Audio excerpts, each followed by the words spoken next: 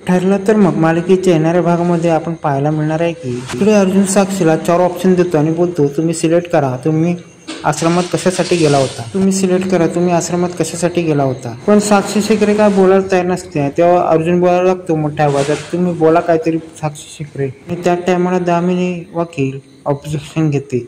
तेव्हा इथे जज दामिनी वकीलचे ऑब्जेक्शन फेटाळून टाकतात। तेव्हा साक्षी बोलेल त्यावेळेस मी आश्रमात गेली होती, मला कळलं होते की प्रिया आश्रमात आहे, त्यासाठी मी तिकडे गेली होती आणि मी पैसे मागायसाठी प्रियाकडे गेली होती।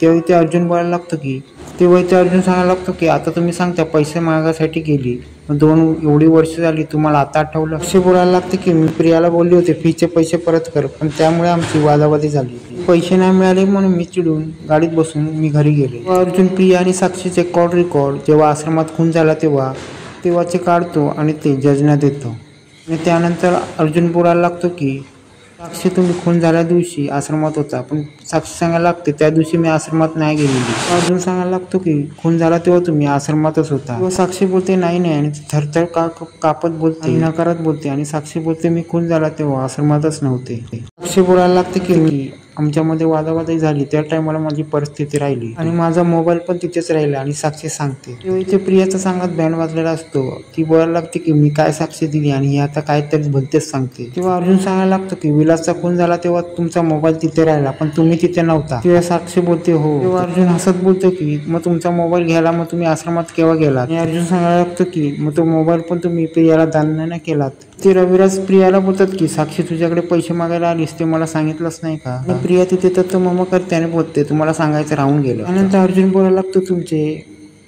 पर्समध्ये क्रेडिट कार्ड आणि डेबिट कार्ड होते, मग ते पण तुम्ही कसे सोडून आलात? तेव्हा साक्षी सांगायला लागते ते मला आठवल्यानंतर पुन्हा एकदा मी आश्रमात गेले, ती पर्स घेऊन मी घरी आले। तेव्हा अर्जुन बोलायला लागतो तुम्ही खोटं बोलता, साफ खोटं बोलता। तेव्हा अर्जुन बोलायला लागतो तुम्ही त्या टायमाला आश्रमात गेला आणि त्या टायमाला तुम्ही मधुबान बरोबर बाचाबाची झाली आणि त्या टायमाला तुम्ही रिव्हॉल्वर काढली आणि तीच चुकून गोळी त्या विलासला लागली। तेव्हा इथे साक्षी बोलायला लागते हे खोटं आहे। अर्जुन बोलतो मग तुम्ही पुन्हा एकदा आश्रमात गेले तेव्हा तुम्ही काय पाहिलं? तेव्हा इथे साक्षी बोलायला लागते, तेव्हा साक्षी सांगायला लागते की त्यावेळी तिकडे वस्तू सगळ्या अस्तव्यस्त पडले होते आणि मधुबाव आणि विलास जमिनीवर पडले होते। साक्षी बोलायला लागली ते सगळं पाहून मी घाबरले आणि माझी पर्स घेऊन मी माझ्या घरी आली। इथे अर्जुन सांगायला लागतो की तेव्हा तिथे प्रिया पण आय विटनेस म्हणून उभी होती, तेव्हा तुमच्या लक्षात यायला पाहिजे होतं। इथे साक्षी सांगायला लागते हा खुनाचा मामला होता, जर मी तिथे राहिले असते तर मी अटकले असते म्हणून मी तिथून निघून आले। इथे अर्जुन साक्षीला बोलतो की मर्डर व्हायच्या अगोदर तुम्ही तिकडे कोणाला ओळखत होता का आश्रमामध्ये? तेव्हा साक्षी बोलते नाही। अर्जुन बोलायला लागतो नीट आठवा, तुम्हाला आठवायला वेळ लागतो। मग ते अर्जुन सांगायला लागतो की तुम्ही आश्रमात जायच्या अगोदर तुम्ही विलासला ओळखत होता का? तेव्हा इथे साक्षी सांगायला लागते की मी विलासला काय ओळखत नव्हते आणि मला त्याचा काही संबंध नव्हता। ते अर्जुन बोलायला लागतो की मला विटनेस बॉक्समध्ये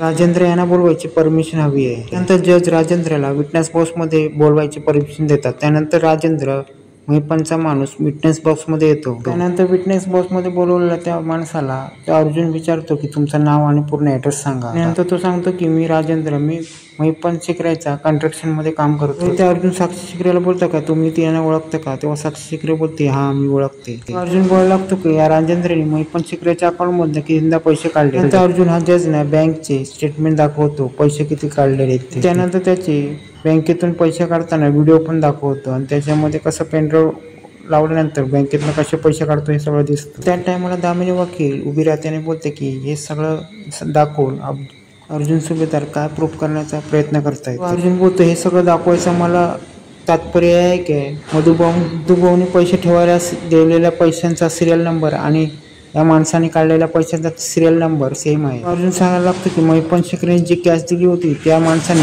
ATM मधून काढली होती। ते दामिनी वकील बोलते त्या माणसाने कॅश काढून विलासला पैसे दिले, मग ह्याचा काय इथे संबंध? नंतर अर्जुन दामिनीला मधुभाऊंची डायरी दाखवतो आणि बोलतो सगळ्या नोटींचा सिरियल नंबर ह्याच्यामध्ये नमूद आहे। नंतर अर्जुन प्रियाला कटड्यात बोलवतो आणि सगळा आरोप ह्या प्रियावर टाकतो। अर्जुन सांगायला लागतो की या प्रिया मधुकर हिनेच विलासचा खून केला आणि विलासला मारलं आणि त्याने मधुभाऊंना पण मारण्याचा प्रयत्न केला आणि त्यांना बेहोश केला आणि सगळा आरोप प्रियावर आलेला असतो आणि हे ऐकताच प्रिया घाबरते। अर्जुन बोलायला लागतो की तुला ते पैसे हवे होते म्हणून तू पिस्तॉल त्या विलासला गोळी मारलीस, त्या पिस्तूलने विलासला गोळी मारलीस.